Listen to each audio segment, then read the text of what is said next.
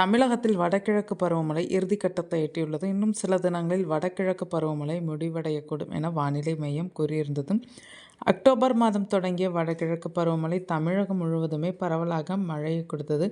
குறிப்பாக டெல்டா மாவட்டங்கள், வட மாவட்டங்கள், தென் மாவட்டங்களில் நல்ல மழை பெய்தது.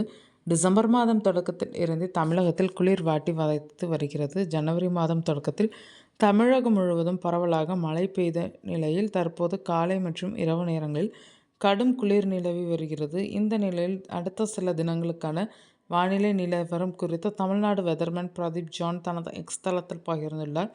இது குறித்து வெதர்மேன் பிரதீப் ஜான் தனது எக்ஸ் தளத்தில் கூறுகையில், அடுத்த சில நாட்களுக்கு தமிழகம் முழுவதும் அதிகாலை குளிர் மூடுபனி நிலவக்கூடும்.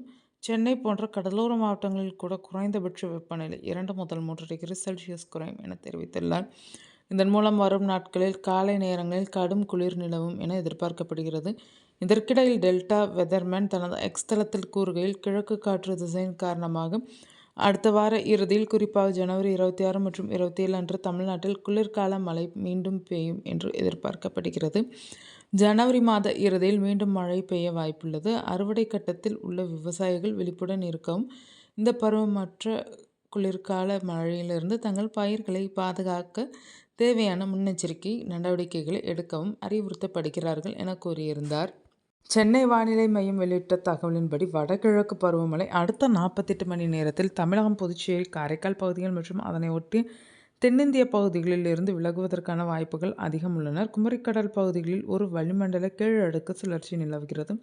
இதன் காரணமாக ஜனவரி 17ஆம் தேதி முதல் ஜனவரி 23ஆம் தேதி வரை தமிழகம், புதுச்சேரி, காரைக்கால் பகுதிகளில் ஓரிரு இடங்களில் லேசானது முதல் மிதமான மழை பெய்யக்கூடும். உள் தமிழகத்தில் வறண்ட வானிலை இருக்கும். அதிகாலை வேளையில் லேசான பனிமூட்டம் காணப்படும் என தெரிவிக்கப்பட்டுள்ளது.